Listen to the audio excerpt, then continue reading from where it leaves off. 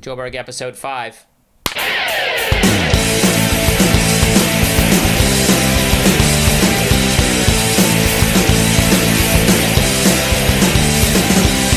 Gunshots on the gun, under wanna be. Guilt trip, these drugs are inside of me. This is not where I wanna be. This is not who I wanna be. When it comes to being true, at least true to me. One thing I found, I know you never let me down. Get up, I get up.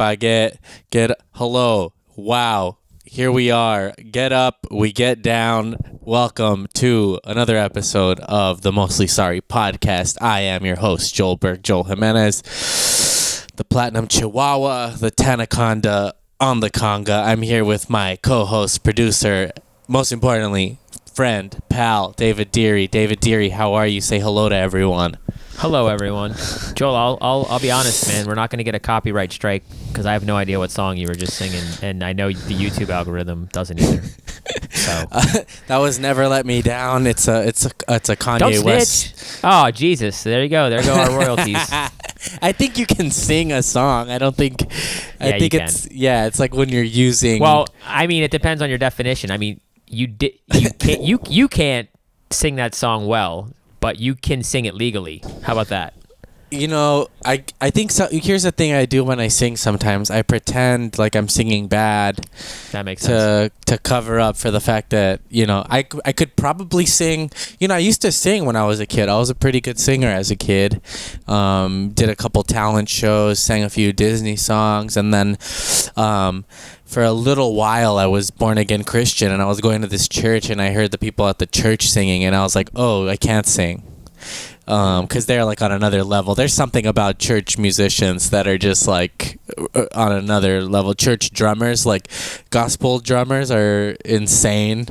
It was funny. But also those heroin addicted drummers are also pretty amazing as well. They're also very good. Well, you know, some might say that God is a form of heroin. So heroin, an opiate for the masses. I went to this church for a while. I'll tell this. Actually, we should probably do that today. Remind me. I'll tell the story of how I got involved in this church. I will remind you. Thank you. And I'll remind you. Okay. Tell the story about the church. Well, first, I was just going to... First, quick story, and then later I'll tell the story about how I got involved in this church. First, so I was part of this youth group, and then one year they're like, we're going to go to a studio. We're going to record this song, this Jesus song, for lack of a better term. I'm searching for what to call it.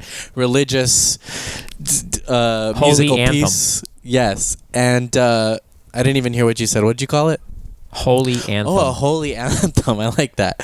And they got a bunch of kids together. They knew like I was like sort of musically, because I played drums at the church too. And we go to the studio, and like they have the two people who are singing the leads on it, and then they got a bunch of other kids, like maybe 5, 6, to do the backing vocals, like the oohs and ahs. And I remember like being a part of that and then getting cut because I couldn't do the oohs and ahs the way that they So you couldn't even ooh and ah? I guess they cut you off? Yeah, That's cold. Dude, well, it was some serious oohs and ahs. These were oohs and ahs for the Lord, dude. So, like, they were not messing around. I know. It's funny. I mean, is the Lord really that picky? I mean, that's pretty wild to I don't think about. so. So this is. I have a lot of theories about this. It's interesting because, you know, I'm not anti-religion by any stretch of the imagination, but there is this weird thing with some worship leaders or worship singers. Like, they say they're giving all glory to God, but if you're doing that, why not do it behind a wall or with a mask? You know, there is a little bit of like this sort of selfish, like wanting to be seen as, you know, talented and good, you know. Obviously, yeah, there's ego in the church. I mean, these mega preachers are egotistical. Yeah, obviously. Yeah. Yeah. So they're not giving all glory to God, is what you're trying to say. Yeah, it's interesting. Yeah, hot take, Joel. Hot take. Yeah, hot take. but I also understand like the you know, they're using this God-given talent to to do it. So I don't know. To I collect understand. enough money to buy a couple Cadillacs and live in a mansion. I mean, dude, It's it's true. what God wants. It's what Yeah, God wants. I understand. I that. will say that not every religious institution is that is their MO. They're just their No, obviously but I not would all. say Just 99%. oof, I don't know. What do you think that I would say let me truly think about what I think the ratio of people actually doing good. Well, here's the weird thing is even the people that are out there scamming fools just by the nature of whatever they're involved in have helped some people in some way. But let I me guess. think I about mean, that. Sure. Why not? I guess. Do you think it's like 80-20? Like 20% of those people are like really actually doing good work, and then the other 80% are just, tax-free scam? To be honest with you, I'm not a huge fan of religion because, it's doing as much damage as it's doing good because, are they anti-abortion? Are they anti-science? Are they anti-climate change? Are they puppets for the Anti-gay. Republican? Yeah, are they anti-gay? It's just like I just don't see it, I mean, it's I'd like to see it because generally the ideas of high morality sounds great, but you don't need religion to be a moral person. And Oh yeah, I don't think that. I think it's general idolatry, to be honest with you. That's my opinion, but I'm an atheist. I'm 99.9% atheist. But yeah, I used to feel I was very anti. I've gone through all these different sort of like parts of my life. I think I went to Catholic school from kindergarten through 8th grade, and that completely flipped me for a while, where I was very anti-religion. I sort of attribute a lot of my anxiety and stuff to Catholicism in a way. I mean, I had my first panic attack in a church.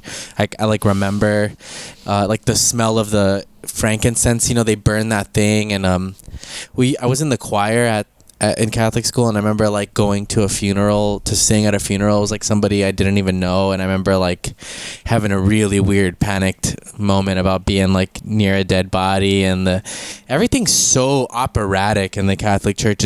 Is gaudy the word? Like it's like the robes and the gold and stuff, and I don't know. Now I look back, there is something really gaudy's a good word. I mean, it's there's something beautiful about it also, but it's so monolithic and like intense, dude. I heard some cool, interesting words on a different podcast I was listening to. Iconoclastic is an interesting word. Yeah. And then I gotta like look up the definition, I guess. But as far as I know, an iconoclast, and you hear this in punk rock. I think there's a band called Iconoclast. Okay. And I believe it's like the idea of being iconoclastic. Iconoclastic is like taking down idolatry and no idols, no icons, and the church is very iconoclastic or whatever. It's iconic, I guess. It's based on it's based on iconography and imagery, and it's theater, and that's why the money is really interesting. They don't pay taxes, but they buy these like expensive ass robes. So how is that helping? The Catholic Church has its own city. Yeah, that's crazy. Behind the walls with like, it's probably worth billions of dollars, and I don't know. It's just like I'm not anti-religion by any means. It's just like, but I'll put the microscope on you. I mean, I think religion should pay taxes easily because they're not. Yeah. They're certainly not doing for the world what the money could be doing for the world in a good place. Not saying the money should just go to the military or the police, but anyway, Joel. Yeah. I haven't forgotten. No.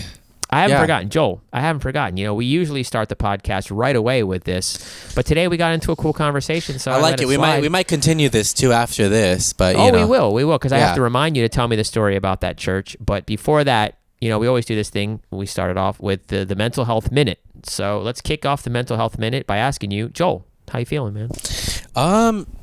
Pretty good, dude. I'm on day, I believe 8, or I think today is day 8 of the Waking Up app.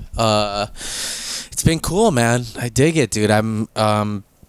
It's definitely given me some tools that I've been using on a day-to-day basis. There are moments where I'm like sad about like maybe trivial stuff, and I'll catch myself and be like, why are you sad? Like you must want to be sad right now because there's a way out of this. Like you can get yourself out of this if you want, and it's not always easy. Like there are things that I think are harder to get out of, but sometimes I'll just have some some past thought will pop up in my head, and I'll do what they say, I'll examine it sort of, and kind of watch where it goes. Like I'll go back to focusing on my breath, and I've been sort of practicing it every day. Like if I get just sort of anxious, even just a moment to like breathe in and just feel where I feel that breath or whatever. And today I did some counting with it, like counting in one, out one, because I think that just helps me. They talk a lot about like covering the breath with your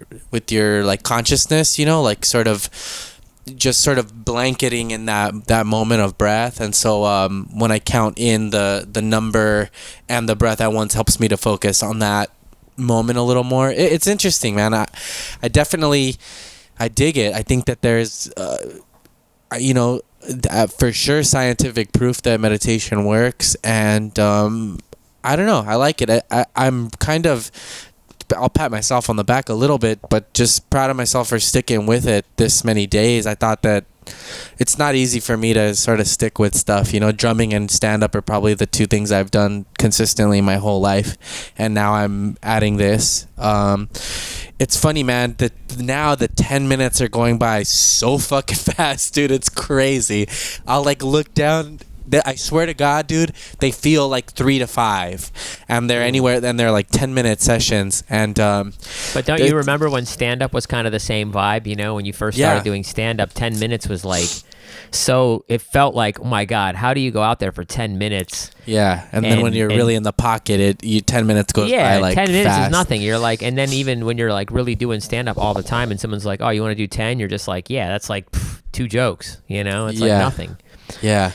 It's cool, man. It's the same. It's the same with meditation. It's just 10 minutes. Really, it's nothing. But at the same time, it is good for you. 10 minutes a day, I think, would be all you really need to live Wednesday, I was I was doing it, and I noticed like this is like I had a moment where, because they describe a lot, feeling the sensations of your body, but not like necessarily knowing that your body is there. You dissolve into this bubble of just your consciousness. When you're in it, like what I would assume that something I would assume that like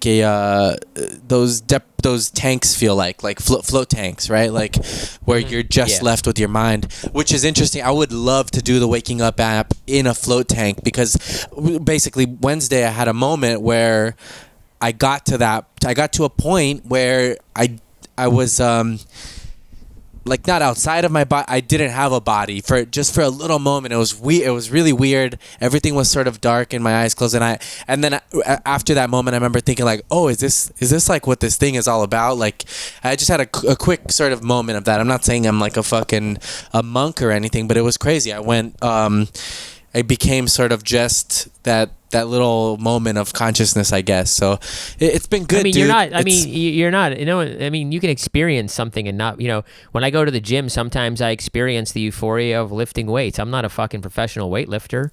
Yeah. You experience something. You experienced it. I mean, it is what it's all about. You haven't got to the part where he asks you to like at like a snap to like look for your head. Have you got there yet? No.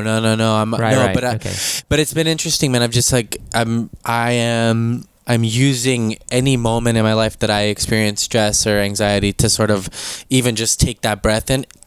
I will, it's as simple for me as like sometimes when he'll say to notice where you feel the breath the most. Sometimes it's just like, when your nose is a little bit wet and you breathe in, so it's a little colder on the tip of your nose. Sometimes it'll be that. I'll focus on that. Sometimes it's my chest. Sometimes it's like, I don't know. Or if your lips are wet and you're blowing out and you feel your lips a little colder. It's just about, I'm just trying to focus on certain things. But that's cool, man. It's been good, dude. It's been fucking, yeah, I love it. I think, I look forward to sort of completing the first thing. I like at the end of it, he thanks you for the effort and see you tomorrow. And so that for me is real important to stick with it. But yeah, today I feel pretty good. I have, everybody's got their sort of daily things that I got my own daily things, but whether or not it is gonna consume me fully that stuff has definitely helped me just on a moment-to-moment basis of like feeling a little more free and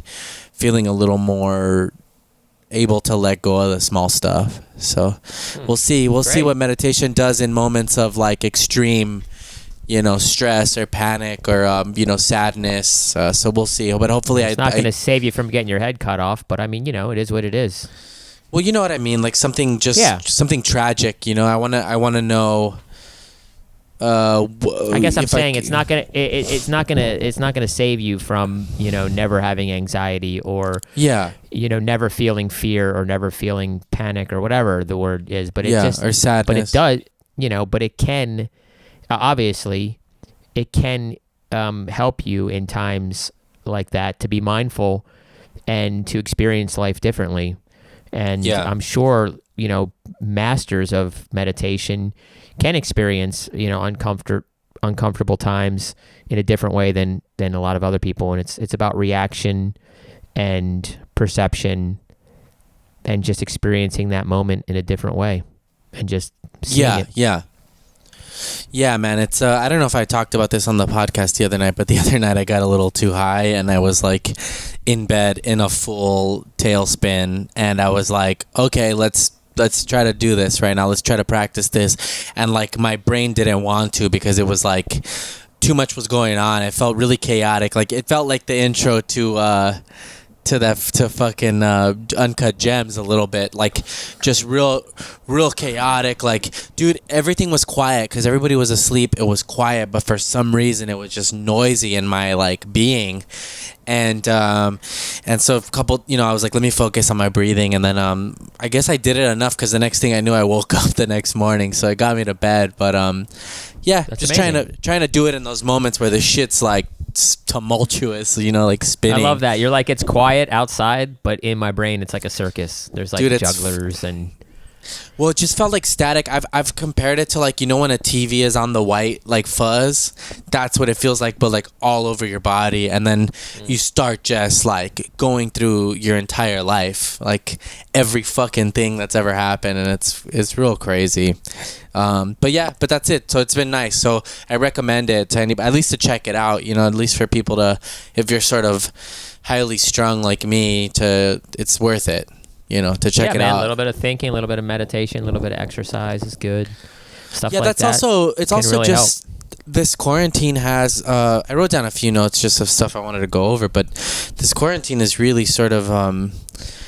It's just got me thinking a lot about emotional maturity and love and just our fellow human, and like I think in the past I was very like not cynical, but just didn't care. I was maybe I cared, I loved other people, but I was still sort of I don't know, just the way I was perceiving things. And this quarantine's definitely helped me be a little bit more introspective and think about what's like really important in the world. I don't know. So I feel like my brain, I'm also 33, dude. I know that's not like old by any stretch, but like I am, I feel like my mind and stuff, and I'm growing into like who I will end up being in my older age. And I don't know, just trying to be a little bit more mindful about the things that I do, how they affect other people. I don't know if I don't know if you've probably gone through that, or we've all gone through that in different parts of our life. But now, I guess what I'm trying to get at is like, I'm trying to really sort of evaluate what is important to me and what is the universal truth, and like what will eventually lead me to a peaceful lifestyle in the future. Just really simple questions that you're gonna find the answers to. Dude, those are easy. Who doesn't know those answers? That's just nothing. Just all that basic shit, Joel. And then when you get over that, you're gonna really find out the difficult things, like how you're gonna pay for your rent, and what you're gonna wear tomorrow. Those are the bangers, the things that keep me up at night. Like, what am I gonna wear, man? I don't only have one Eagles shirt, you know what I mean? And it's like, I don't get to wear it every day. It's a tough one. Wait, are you? I can't tell if I lost it because I got real deep. Yeah, in my you own lost head. it, bro. I was definitely not serious at all. I mean, of course, those are the most difficult questions you can possibly ask, man. You're gonna spend the rest of your life trying to figure that shit out. What is the universal truth? No, not that. I mean, like that's good. It's good to ask. But I mean, like my own like emotional sort of like truth, or like what is my moral compass? You know, what is just sort of wanting to live a more like compassionate, kind of aware, kind life, I guess. And like I fall victim. Let me ask you this: how do you feel that? How do you feel that right there, you know, trying to live a more self-reflective, you know, life? How does that connect to being a comedian?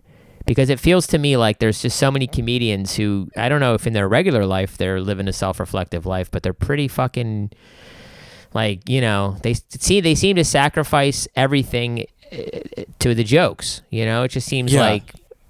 Does that make sense? Especially when I listen to podcasts, it's like people are just like, everything's funny, I got to keep it light, you know, everything. Yeah. Oh, hey man, did you see they caught this chick who's running a pedophile ring? Hey, whoa, hey, thank God before she got my cousin, you know. And it's like, I guess that's what I'm talking about, is like, because I'm guilty of that also. Like, oh, everything's just jokes, and yeah, it is to a certain extent, but I'm just sort of starting to realize. You know, I don't know. I think about people like Carlin or Pryor. I watched a pretty great Bill Hicks interview yesterday, and just these guys, they were very, very funny, and but also were sort of just aware about their opinion. I guess it just comes with finding your point of view and your voice. When I speak on something, you know, I want to be able to watch a news story or something and be really excited to speak what I feel about that thing from a true place. I guess that just takes a while, but like just joking for the sake of joking to me anymore is kind of it's fun, but I don't know if that's what I want to end up doing with my like body of work. Like, you know, roast shows are fine, or like on Kill Tony, it's like that is the format of the show. But I mean, like when I construct whatever my half hour or hour is, just being sort of a little more conscious and a little more, and not like nerdy, like not corny or lame, but like you know, I don't think that. Yeah, I don't know. Just that. I guess that's the goal. That's the goal. I mean, that's comedy, right? I mean, you don't want to be lame, but you want to be funny, but you don't want to just have generic fucking like jokes about nothing. Yeah. Well, that's the fucking whatever. goal, I guess. Yeah, but you know, you want to write a movie, but you don't want to write a cliche movie. But if you don't write a cliche, then people won't watch it, right? I mean, that's kind of what everyone's always kind of. Oh, this guy sucks. He doesn't have any material. And people are like, yeah, but he's got fucking 50 million people on Instagram. So really what matters is to kind of, I guess, going back to like, that's what I mean. Like you go to the self-reflective thing again, where it's like, what's important to you. Yeah. I'm just discovering sort of lately, I've just been thinking a lot about that. I've been thinking a lot about what's important to me.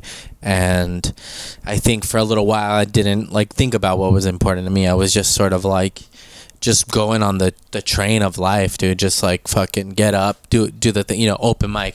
This is, they didn't get this or that. It's like, if somebody doesn't understand my joke, like I now, before I'd be like, well, they just don't get it. And then now I'm like, well, I want to know why that person doesn't, you know, could I have explained that in a better way? Could I have like said it better? Or I don't know, been just thinking a lot about that morality and, I don't know. So whatever. There's no answer. We're not gonna fucking solve this in a second. But I just wanted to sort of. I just wanted to like. There's no answers. Yeah, I know. Well. And dude, I mean, it's like that's life. There's no answers. You know, all these non-mask people, mask people, science people, not science people. It's like the number one thing about science is there's no answer. Like people get confused. They're like, yesterday they said no mask. Today they said mask. It's like, dude, they're learning as they go. They don't know. They're trying to figure it out. They're in the lab. They're like running tests. They don't know. There's a chance they get to the end and they're like, oh, dude, did you know that Mountain Dew cures this thing? They don't know. And that's why people get freaked out by science. Religion knows. They know. So yeah, that goes back to what we said last week was like, you know, never apologizing because you're never the problem, other people are. So like it's like it's just about not knowing that you don't know. You know, all I know is that I don't know nothing. Shout out to Operation Ivy. But big up Life Video, Soldier Story. What's that? Or was that on H Street? Oh shit, I might be getting confused. I don't know. Skate video knowledge just got Gotcha. warped. I know Operation Ivy from the Life video, A Soldier's Story. Okay, Sean Sheffy's gotcha. first part. I mean, I know you young kids, you don't know your history, but you know you can go on YouTube if you're a I know Sean fan of Sheffy. skate. I know you know Sean Sheffy, but have you ever seen his first part where he ollies over his kid in a little buggy No, on the that's Life great. the that Life I want video? to. Right. Cool. You probably Yeah. never seen it. A lot of people haven't seen this part, and it's insane. It's like Sean Sheffy was like, he was like, it was crazy. I think he was the first person who was really like, people watched him like, what the fuck is this guy doing? He's like doing waist high handrails, Damn. huge ollies. I remember mean, yeah. when I was It's on the YouTube. Sean Sheffy, a soldier's story. I don't remember what grade I was in. It must have been like either 6th, 7th, or 8th. But of this kid I went to school with, like he would you know, when you're a silly kid, I remember the name because he would run around going like, I'm Sean Sheffy. Sean Sheffy. He said it like real funny. Anyway, but yeah, that's it. I guess I'm just like, whatever. Right, You know, you're checking out thinking- your shit. Well, like, let's go back to the church story because you wanted me to remind you to tell the Yeah. story of the church, and that fits in with the whole morality thing and all that stuff. And you know, you're questioning your homosexuality or whatever it is you're like. trying to Dude, think questioning. I know where I am. I'm kidding. About. You do? That- Have you really yeah. sat down? Have you ever sat down and been like, "Am I gay?" No, because I don't think the world really works like that. I don't think it's either like. I honestly don't. I think that like people that are absolutely that know that for sure. That's like maybe that. But I also think that just like the world is just like on a spectrum of like, you know. I don't think anything is like. I don't think a lot of things are just like black or white. Like there is definitely gray area and stuff. You know, people think I'm gay all the time from shit I do on the show and stuff. And honestly, Well, to be honest with you, the time that we were backstage and I put my penis on your forehead. yeah, Like, I don't know. That was fun. pretty. That was fun was- though. We that were was pretty much weighing as it. close as We it were- gets. We were weighing it. Right? Everybody knows I got a scale forehead, and that's how I weigh penises. I was shocked at how heavy it actually is. I mean, it's crazy because You were shocked.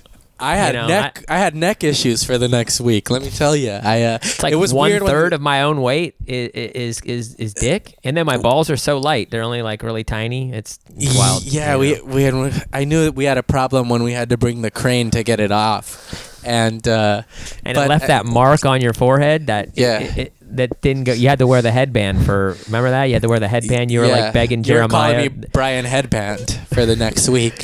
You were like calling. You called Jeremiah. You were like, "Please, can we please be the karate guys this week? Please, Jeremiah, I'm begging yeah, exactly. you. Can we be the remember karate guys?"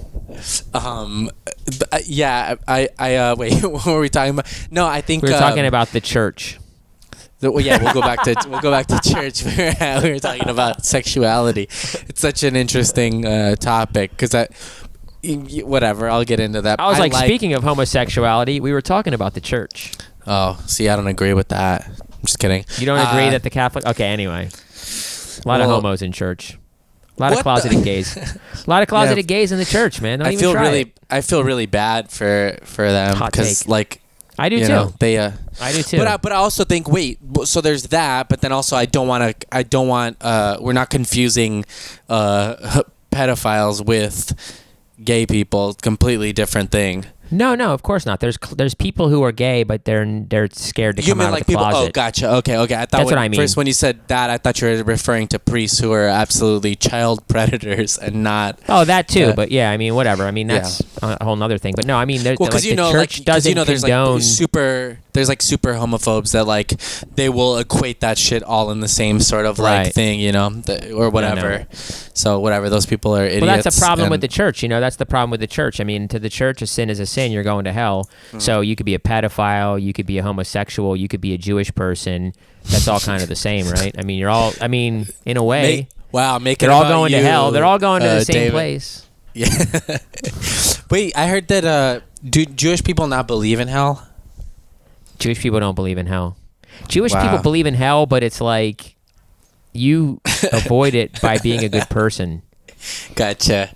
I thought. I don't know. I don't actually know. I'm not, to be honest with you. I'm not like, you know, I'm Dude, I'm you're not the most, we'd have to call a Jew. You know, You're we'd our have to call senior like, Jewish analyst, David. Oh, I'd be a bad one because I'm not like, we'd have to call Ari Shafir. He knows way more about Judaism than I do. As far as I know, Jewish people go to heaven just by being Jewish. We're the chosen ones. That's And cool, that's why it's man. great for me Damn. because I didn't have a bar mitzvah. I don't know shit about being Jewish, but if I meet a Jewish person and they're like, "Wait, is your mom Jewish?" I'm like, "Yeah." They're like, "Well, hey, see you in heaven, bro." That's Dang. it. But That's you what also it have is. tattoos. You can't be buried in a Jewish cemetery, right? Is that I a don't thing? care. Yeah, that is a thing. I don't want to be buried anyway. I want to be burned at the Really? stake a lot. Yeah, I want to be burned alive for my political beliefs. You want to be screaming while it happens, yeah, shouting out your mantra or whatever. Now that's a meditation fucking technique right there, right? Getting through That pain. would be. That's Dude, by the way, those by the monks way, did it, right?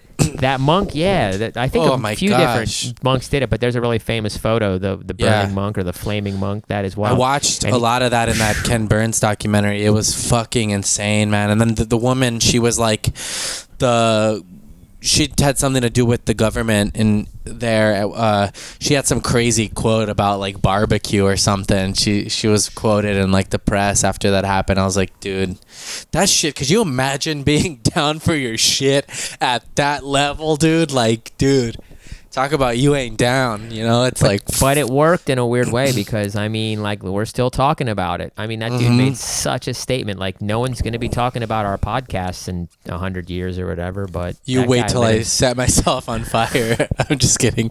That's awful. See, like those things. It's like I'm starting to be like, but I wanna also deep But that's inside. funny. I mean, that is funny. I mean, that's Yeah. funny because that would work. That's the sad part is that's You're what right. it takes to get people's attention, you know? I It's don't like that either. That's like a scary message too. Like, you know, we're- like. Dude, we're overexposed, man. That's the thing. That's why we're overexposed. Just too much Yeah. shit going on right now, and that's a good thing and a bad thing, and it's kind of. I mean, you know, what do you think about that? Do you feel the effects of misinformation? Do you feel the effects of Yeah, and I spread it sometimes. It's funny how many times I've said some shit that I haven't even looked up, or like, you know, that's the other thing. It's like I'll spout off shit all the time and be like, do you even fucking believe that? Or are you just repeating some shit like you read? Yeah, it's fucking, yeah, I definitely do. I don't know. It's funny. We're going to get to the church thing eventually, but yeah, I don't know. I haven't forgot. Well, it's like, yeah, I don't know. I guess because I got all these like stories that I want to like tell, and I've been on other shows and have sort of told them but felt rushed and haven't really like gotten the details out or whatever. And so I'm like, now that I have this show, I want to like be able to get through these Right. things. But Yeah, but also it's like, you know, if you've told anything on another show or you said, who cares? Just say it again. No one, I mean, Yeah, it's a yeah, free yeah. show. No one has any right to say any critique about anything. It's a free show, man. Like, who cares? If it's not like, if the sound's good and the video is halfway decent, that's what it is. It's a free show. Yeah, I've been thinking about that too. It's like I'm more concerned with finding like people who just enjoy it than like worrying about people who don't. That's like something that I've had to figure out later on in my life. You know, I don't need. Speaking of 100 which, I guess that's a great time to announce that Joel is starting a Patreon. Why don't you tell the people about your big dreams of building a real friend base, a real you know, socialistic society where we can live together and talk about what we want to talk about and support the podcast. Take it away, Yeah. Joel. Well, Give them you a know, commercial. Hey, welcome back to the Mostly Sorry podcast. Here we I'll are. put some music on there. Okay. Yeah, we got a Patreon. You know, I don't know. We'll say the link or we'll put it up on the screen. Maybe we could do that. Can we do that? Do we have the We can technology do for both. that? I'll put it on the screen and I'll put the link in the comments, and we'll probably spam you 100 times about it. But There tell you them go. What it's about. Well, Give you 'em the know, pitch. it's just, you know, we love doing this. We want to be able to do it and also, you know, support ourselves in a, you know, eventually in the long run. And so we set up the Patreon. So we're gonna do a separate episodes on The Sopranos because I just started watching The Sopranos. So somebody dropped the name in the comments last week, Mostly Sopranos. So we're gonna roll with that. And then if we choose to do something else in the future, like David said, Scorsese, we're gonna call it Mostly Scorsese or Mostly Stephen King or Mostly whatever, Mostly hip hop, mostly punk rock. Ska. Yeah, we'll do a bunch of Mostly music. Maybe we'll do some mostly music episodes. Yeah, so we're doing those. So right now, after this, actually, we're gonna do our first Mostly Sopranos episode, and yeah, you can donate. We would have put it at $1, but I think they make you start at $3, right, David, or something like that. So yeah, they won't. They make you start at $3. So we got a $3 one, a $5 one, and a $10 one. Basically, they're all the same thing. It just depends on what you got. You know, if you got extra money and you want to fucking do whatever, it's like that. It's like when you go to 7-Eleven and it's like the dollar, what is it, this dollar Slurpee day or something. You could bring whatever you want, whatever. You could bring this, or you could bring a huge bowl, and your Slurpee will cost the same no matter what it is that you bring. So you know, just whatever the hell you feel like doing. It's just a way to help us out. It's gonna, like, all the money's gonna go to, you know, we're just gonna try to buy a camera. Right now we're borrowing cameras. We're gonna try to buy better mics. We're gonna try to, you know, buy some lights. You know, and it's $3 a month. We think that's not that bad, and you know, we'd love to think that there were a few people out there who would enjoy hearing a second podcast a week or even a third podcast a week, and we can definitely do podcasts. That's easy for us. I have a few zines in the tank that I'll probably bust out if we get enough Patreon members, and we have some t-shirt designs, and we definitely have some things rolling. But you know, as of now, it's just like, hey, I'm a fan of Joel and I want to give Joel a little bit of money a month. It's not that hard to figure out. Boom. And there it is. thank you. So And we'll thank drop you the for link. few people that are going to do that. That's really cool. Yeah, heck yeah. Cut to next week. We've made $0. I'm just kidding. No, it'll be good. I'm not going to be negative. I'm being positive. It's a slow burn. It's going to take a long time to build this podcast up. For sure. And on the way, that is what it is. We'll do our part. We'll make a few podcasts, and I put the number secret. I put the number hidden of how many people we have, because it's just like, who cares? Like, if we have 3, that's a start. And if they're happy, that's a start. You know, I mean, I've been there. I've done, when you do the Edinburgh Festival, sometimes you do your show for 4 people, sometimes you do it for 600 people, but it's just always a show. And that's the only way to get to success, is to start with nothing. So I was that's who I was hearing some comic talk about that it was Michael Lehrer, actually, on Jeremiah's podcast. He was saying, like, that every show he's ever done, he's always done that thing like 100%, you know, no matter if there was 2 people there or whatever, he's always thrown himself, done it at that level. So that's what we're doing. You know, I think we've noticed, like, from all of our friends' shows and stuff like that, the formula for a podcast, it's about, I would say, you got to do it every week for 5 years to even start to see the build, you know. But that's just a fucking number out there. But anyway, so there's that. We don't. I mean, the reality is, you just have to love to do the podcast. You just have to enjoy it. You just have to find a groove. Like, you know, is this exciting to people? Who knows? There's somebody somewhere that's just kind of zoned out listening to our voices drone on about, you know, how fucking successful someday we're going to be if we keep doing it. But yeah, sure. It is what it is. I mean, that's that, you know. Cool. Tell me about the church, Joel. Yeah, I was going to say, let's cut it. We don't want to fucking sound like we're fucking begging, huh? Begging, yeah. But seriously, please. But I don't have insurance right now, so please. No, I mean, whatever. I'm not. I start dousing myself in gasoline, and then. Oh my God! If we don't get 100 patrons by next week, Joel's gonna light himself on fire. Oh my God! No way, dude. Forget peace and humanity. Joel's lighting himself on fire for $1,000 or less. Oh my God. Yeah, it's gonna be so it's this story. So whatever. And anyway, I gotta stop prefacing fucking every single move I make. But I was like, and by the way, remind me to ask you what you would light yourself on fire for. But go back to this. Honestly, nothing. Nothing. I would not. I mean, if they were like, If you knew you were gonna live, if they were like, not do you want to live after that, dude? not in like a not in like a movie set way where they give you I mean, you really have to light yourself on fire, but they count to 10 and then they put you out. You have 3rd-degree burns. More of a Michael Jackson sort of More situation. of a Michael Jackson, exactly. Yeah, where I'm just patting the back of my head till I'm. There's no money you do that for. That's I different. guarantee you. That's a different I guarantee question. you Yeah, that absolutely. you'll live. I guarantee you that you'll live. Yeah, absolutely. much? I would. Yeah. $1,000. This is a good. No, that's not enough. No, it would have to This be is a at good least- high level tier for Patreon. It's like if you give $100 a month. If we get $500 a month Patreons, Joe will light himself on fire. I would do it for a home. Like if someone bought me a home, like Okay. free and clear. I mean, you better put like an asterisk and a minimum price because you can buy like houses in Detroit for like $2,000. No. Like In LA, a house in LA, a couple. It's got to be, I got you.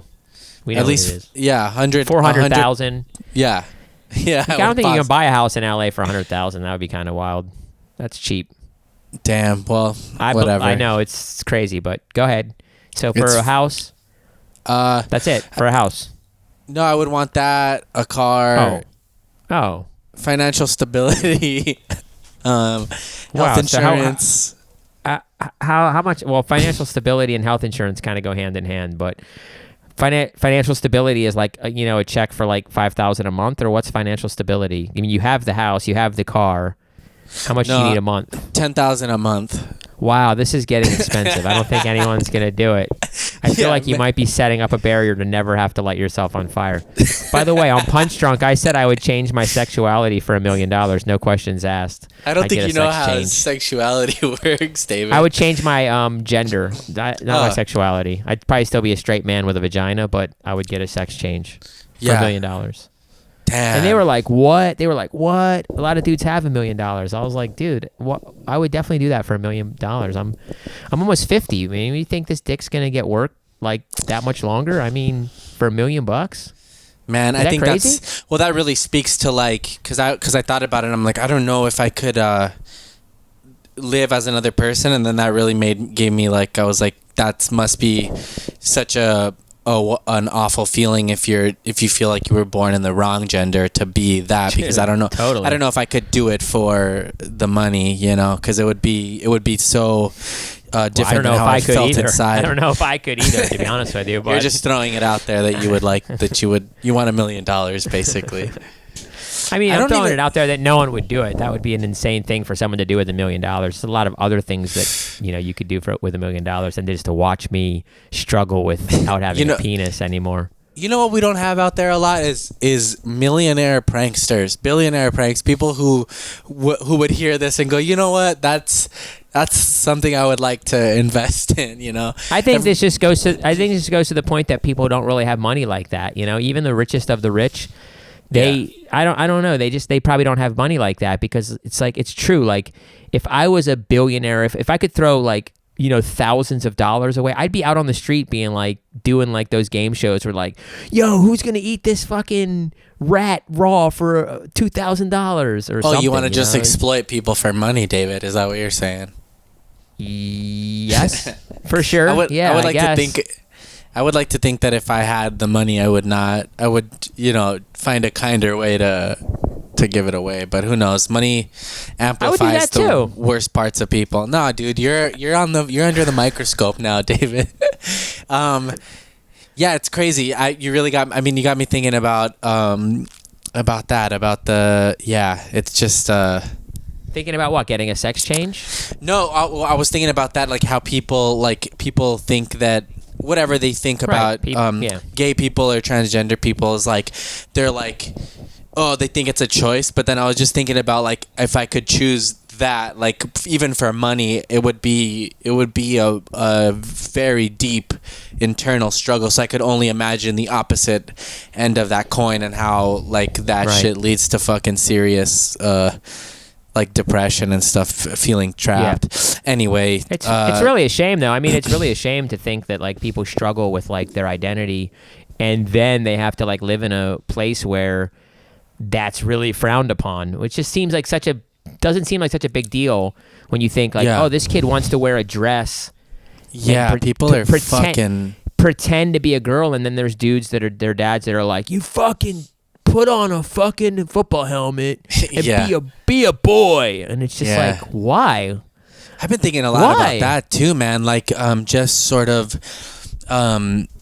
the sort of like masculinity sort of roles in the world, you know, like if just, you know, the amount of times I've been called like a bitch or like a pussy for just like having feelings, it's like, it's so crazy. And I'm not like on some like men's rights shit. I'm on some like, we need to sort of like, I think if I have a child or something, I'm gonna not tell them that it's like a crime to cry, or if they want to be a dancer, like I'm gonna support whatever. Not that dancing is inherently feminine or whatever, but just things that our society sees as like not stereotypical, masculine.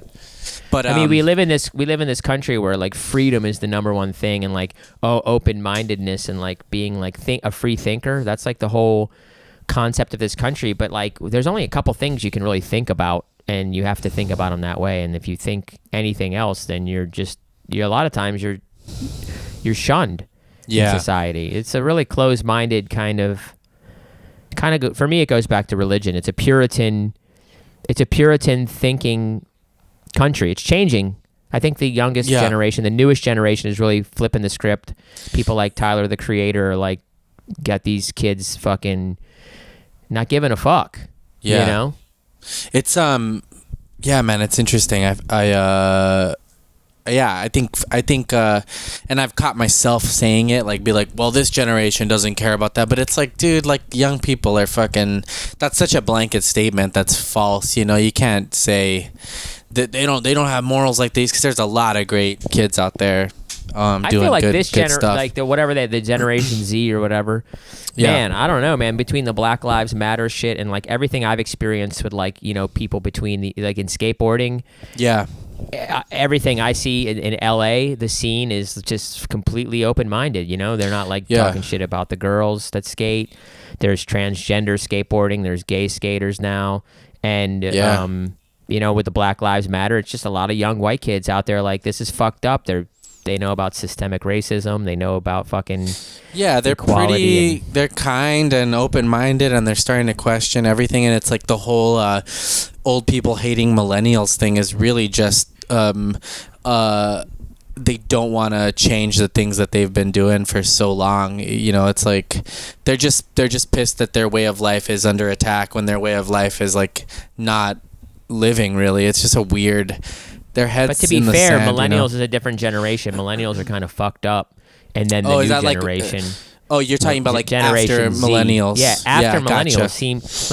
seem like self-centered and really like entitled, and like, you know, they grew up with everything. They were the first generation to really have access to the internet. So we're talking about right after. Yeah, they are very. Generation. It's very interesting. Because they learned from the millennials. They learned from the millennials. It's like, I don't want to be this fucking attached to Instagram piece of shit. You know, like I want to be smarter than that. I don't know. I could be completely wrong, but no, whatever. I'm blown away by the Black Lives Matter movement and the statues and just the idea that racism is finally being talked about in a light that's like, you know, historical and realistic. And the youngest generation are the ones kind of like bringing this shit up. So it's cool, man. I'm noticing promising. it like online a lot too. It's like when things start dying down and sort of not trending anymore, they're keeping it going. Like they're keeping that flame lit, you know. It's it's really cool. That stuff gives me hope, dude. Like, it feels good, and I hope that we'll see. You know, history will tell, but for the most part, like I've said before, young people have been on the right side of history for the most part about a lot of social issues. True. But yeah, well, speaking of young people, I was young once, David, and you know, like I said, I went to Catholic school my whole life. That like completely turned me away from religion, and then I go to high school. I remember there was like this group. oh man, I got so many. I wrote a bunch of notes, but I don't want to blow all the stories at once because then we won't have anything to talk about anymore. But I used to have like just like I would wear crazy shirts that said like the Bible is bullshit and stuff like that, and like I was super anti.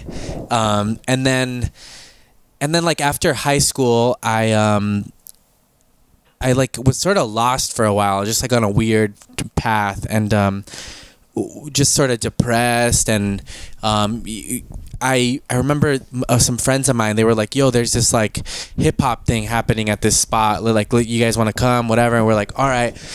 Some dude in the neighborhood at the time was allegedly had ecstasy, right? So we're like, the old school, not the new Molly shit that all these kids are doing, you know, the clean stuff. This stuff had plenty of meth in it. The pills, the pressed pills of who knows whatness. Yeah. Blue doves they were blue pills. They had a little dove pressed in them. And so we're like, all right, let's do these ecstasy pills. Let's go to this hip hop thing. So we're like, all right. So there was a mall nearby, so we go to the mall, like where they have like the fucking the water fountain near the bathrooms, and we take the pills, and we walk back to the event, and we're sitting outside, and I start hearing like little whispers of like, this is a church, dude, like this is like a church thing. And I was like, what, like what the fuck? Like it looked like a club. There was like a line outside, like, you know, a DJ inside, like lasers. You could see, we were still outside, but you could see in through the thing. And I'm sitting on this parking blocker, and this woman comes over to like talk to me, and I was like, she's like, oh, what's up, like what are you guys doing here? I'm like talking to her, I'm like, hey, everybody's like saying this is a church, like what's up with that? She's like it is. And I was like, oh, weird. And she goes, okay, look, why don't you just come inside, like see what's up. Oh no, wait, I'm fucking this up, hold on. So this is it, wait, I fucked up. Before the ecstasy thing, we go to this hip hop event, right? This is now I'm remembering, okay, and there's like breakdancing and a DJ and all this, and we're like, damn, this is dope. They got a video game room, like all this stuff. The event was cool, man. Like, and so the next week we're like, yo, let's go back to that hip hop thing. Let's do ecstasy. Go back. So then we go to the mall bathroom. We do that. We go back to the spot. We're sitting down. The lady comes and I was like, oh, I keep hearing this is a church. She's like, yeah, it is. Like, why don't you just like come see what's up? The hip hop event's not happening this week, right? Like it was like a thing to get people to come, I guess. But so she's like, just come inside, see what we're about, whatever. I'm like, all right. So I stand up, dude, and as soon as I stand up, like I feel it. I'm like, woof, like I'm high on E, dude. And I go in, and this week there's chairs and like it's different. It's still like, it's like one of these like teen like religion like spots, right? Like they had like PlayStation, and there was this DJ. He was really dope actually, and they had like these Christian rappers who were like, but like actually good. Like there was like some, like they were more into like hip hop. It wasn't like. But Joel, can I ask you a question? Are you the type of person are you the type of person that likes everything you see when you're on ecstasy? Because it sounds like it. You're like, the DJ was good, the rappers were really good, the place was really cool. No. You know, because maybe you were just high. Maybe, but I'm also giving credit. So this will lead me to my next, whatever, I'll tell you right now. But no, it wasn't like some like whack, like Jesus rap stuff. They were like, it was like good music, and they just happened to be like Christian. Like their music wasn't like overtly like Christian, right? So, but so I'm like high this whole time, and I'm sitting there, and this guy, he was like a rapper. He was doing like he was talking that night, and everything he said, probably because I was high, but also was in a very broken time of my life, was like, oh my God, he's talking to me, like specifically, right? And so I really felt it. And like afterwards, I talked to one of the like youth pastors there, and he was talking to me, and I was cussing, and I kept saying like, I'm sorry. He's like, it's all good, like just be yourself, like whatever, you're good here. And I felt like, I was like, oh, that's cool, man, like they're letting me be me, blah blah blah. And dude, and it was crazy. And that night I like did that prayer to like give my life to like Christ, right? And I was like, this is it. And they had a drum set, so then I started playing drums with the DJ. I'm like, I'm going, dude. And I fucking, I spent like 2 years in that church almost, dude. I think like I stayed there, and I went to a bunch of like youth camps, and they were definitely this like cool, like hip, like youth group, like Christian thing. They had a DJ and drums in the game room. I've already said this a million times, but so it was cool, and I think that at that time in my life I was maybe feeling broken, and they provide and religion at that time provided me with just maybe community and like let me ask you a question. Yeah. Are you going to heaven now, no matter what? Like you gave your life to Christ. Then can you just walk away and just be like, I'm good? I don't really know how that works, but here's what happened was throughout those years I started to notice like little things pop up that I thought was not cool, like the hypocrisy. Like I remember going to like a camp, and then a friend like kind of basically coming out to me and this girl like on the down low, and like I remember him being very conflicted about the religion and like how he felt inside. And then I remember they would do these big events in these tents and like do these altar calls at the end where people would go up and give themselves to God again. And I remember this this lesbian girl going up and like saying how she was crying, dude. She said she was living in sin and that she was gonna try to do better. And I remember feeling really fucked up about that. I was like, this is awful. Like this girl is like feels like she's sinning because of how she feels inside, like her sexuality. And I thought that was fucked. And then the final straw for me was I took my parents to it was like a Mother's Day mass. So the other church was across the street. There was the regular like Foursquare Christian church, and then there was the youth group that was cool, like felt like a club and a rave on the other side. But so that weekend I took my parents to this Mother's Day mass, and we're sitting there, and at some point the pastor asked all the women in the room to stand up. My dad's English is not that, it's, he speaks it, but I think he just saw everybody standing up, so he stood up with all the women, and these guys behind us like laughed, and I was like, fuck this, like what the fuck are you, like, maybe like where is the Christianity in this? Like they laughed because a man stood up when they asked all the women to stand up. Like it was this weird thing. Like they laughed like frat guys, dude. I remember it. Like, I mean, to be fair, that's a really funny joke, man. I had to stop myself from laughing because it's like just the thought of like, come on, imagine the preacher being like, all right, everyone, every woman in the church stand up, and then a guy stands up, dude. Yeah, I know. So dead. I know yeah, so they giggled, and I feel it, dude. Like I remember feeling so angry because I love my dad, and to see these fucking guys who were in a Christian church sort of laugh at my father instead of maybe helping him or just letting him realize it on his own and just being like, people make mistakes. And then I was like, fuck this, and I kind of slowly stopped going because I just realized a lot of. I also realized like a lot of the pastors, when they referred to somebody, would bring up their race, like, oh, he's that, For it was real? Wow. Yeah, like oh, Michael, the black guy, kind of like that, dude, kind of like that. Hey, Joel, do you ever hang out with Michael? The black guy who goes to our church. Oh, that guy, yeah. I thought you were talking about the other Michael, Indian. No, Michael. not the Asian Michael. No, not the Asian Michael. Yeah, no, I hang out black with Black Michael. Yeah, I hang out with Black Michael. Dude, honestly, and it's been so long. I was a teenager. I was maybe 17, 18, not even 18, dude, like maybe 16, 17. But I remember that. And mind you, there was... Dude, you know what would be super crazy? If the youth minister, was the one who sold you the ecstasy pills. That would be the ultimate conspiracy I bought that ecstasy. theory. I allegedly bought that ecstasy in my neighborhood. Anyway, but so he might have little cronies out there. Like he sees you the hip hop week, and he like keeps an eye on you. He follows you. He's like, all right, that guy lives in Frogtown. Go hang out at the Frogtown skate park. Sell him this ecstasy. Oh, this is and then years before the park was even a thing. Tell him there's a hip hop show, and don't tell him it's a church. Just say there's a cool hip hop show. And then see what happens. I think that's what happened. That's how a lot of religions get teenagers. They sell them the drugs, they sell them the weed, and then they kind of pop up out of the bushes. Are you paranoid?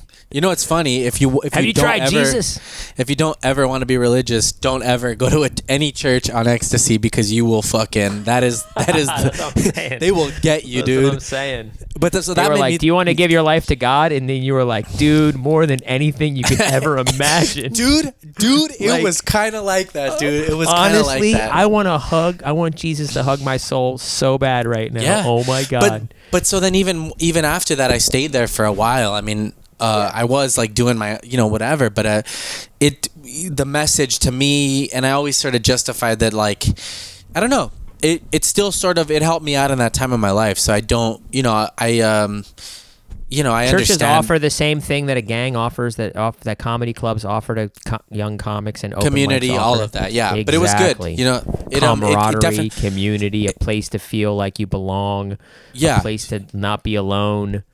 A So place at that- to figure out so that at- you're gay and not be accepted. at that time in my life, it did something for me and it helped me out. And there were I do want to say that, like, while I was there, even though I noticed a lot of hypocrisy, I did notice a lot of people who were very, very kind, like true Christians that did things not for notoriety. They did shit on the download. They did things for me. They did things for others.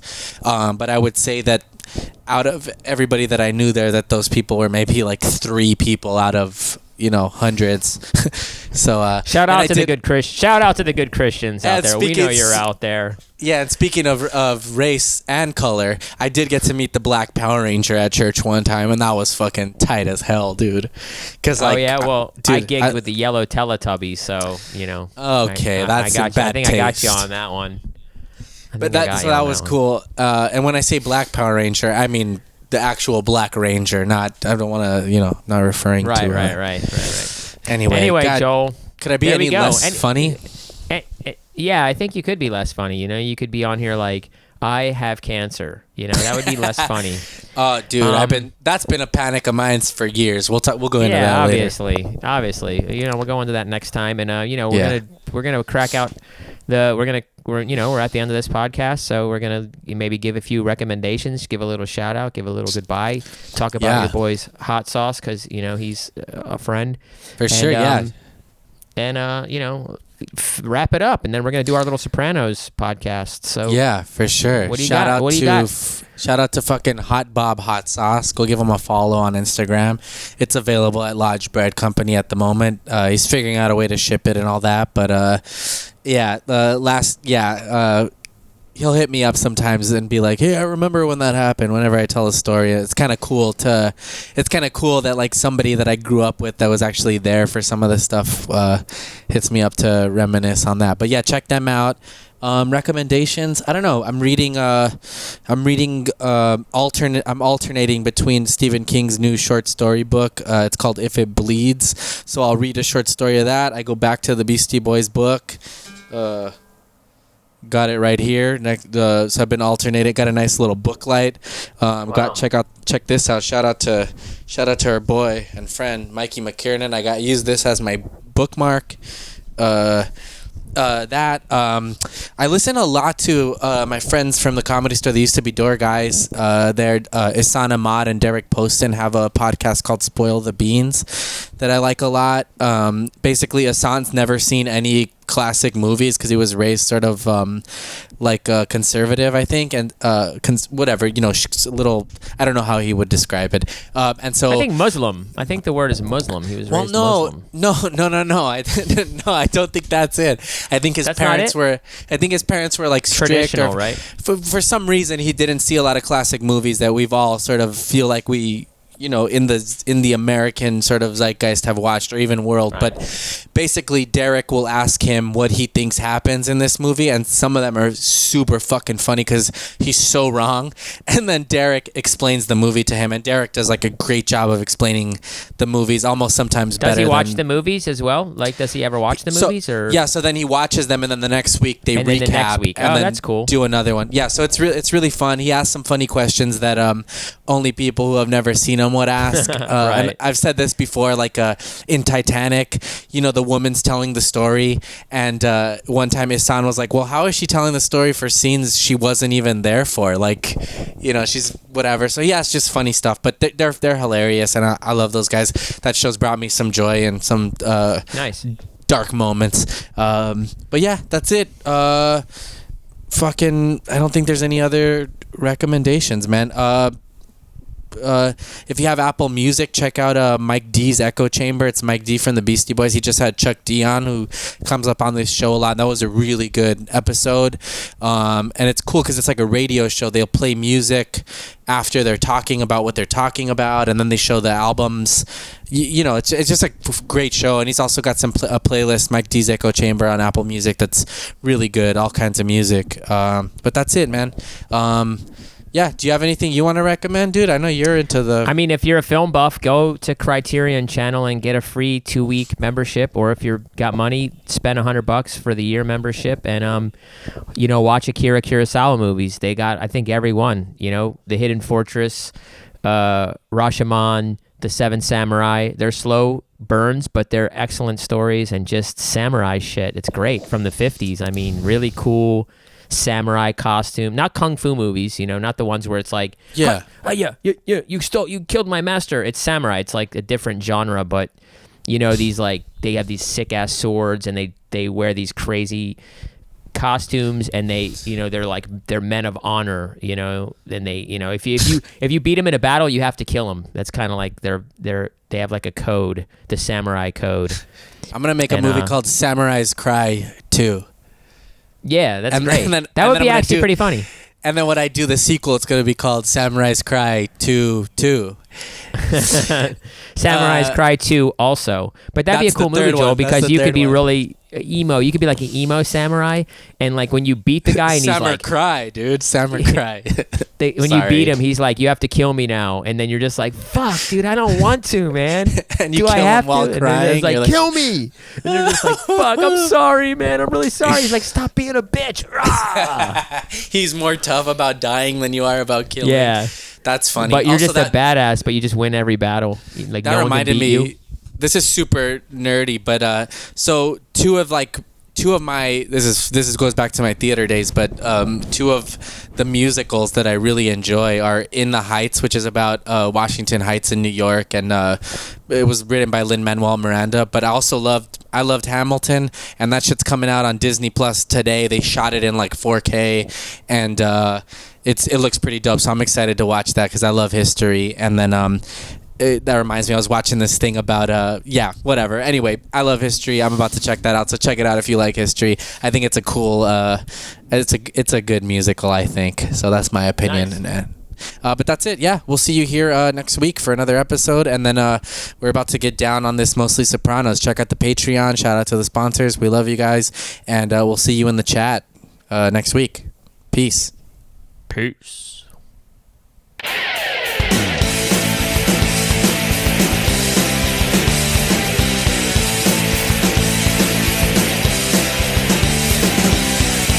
Shots on a gun, underwater be. Guilt trip, these drugs are inside of me. This is not where I wanna be. This is not who I wanna be. And these words I speak